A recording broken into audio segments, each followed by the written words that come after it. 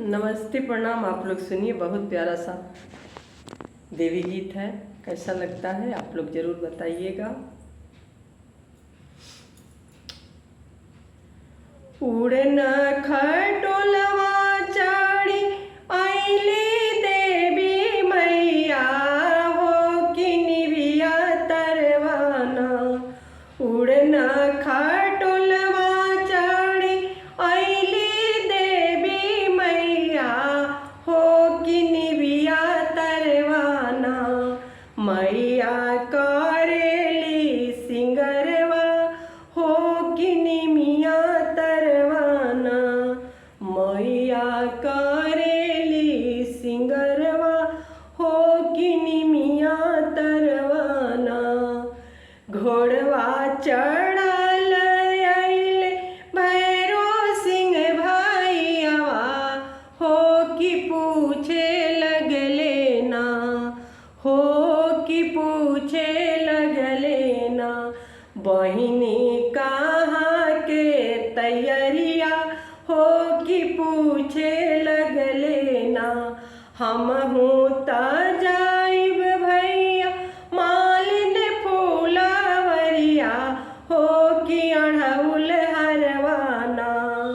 हमहूँ त जाइब भैया मालिन फूलवरिया हो कि अढ़उल मलवाना। कि अढ़उल हरवाना हमहूँ लियाइब हो कि अढ़उल हरवाना। हम त जाइब भैया कोहारा दुअरवा हो कि साजल कलसाना। हो कि साजल कलसाना। भैया हमाई लियाइब हो कि साजल कलसाना। हमहूँ त जाइब भैया बनिया दो कनिया हो कि चुनरी सड़ियाना। हो कि चुनरी सड़ियाना। भैया अपना के लियाइब हो कि चुनरी सड़ियाना। हमहूँ त जाइब भैया पसरिया दो कनिया हो कि नारियल चुनरी ना। हो कि नारियल चुनरी ना। हमहूँ लियाइब हो कि नारियल चुनरी ना।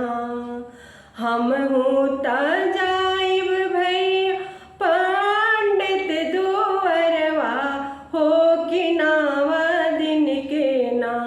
हम पाठवाई सोनम हो कि नावा दीनाना।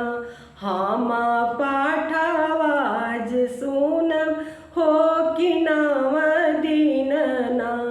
हम पाठवाज सोनम हो कि नावा दीनाना।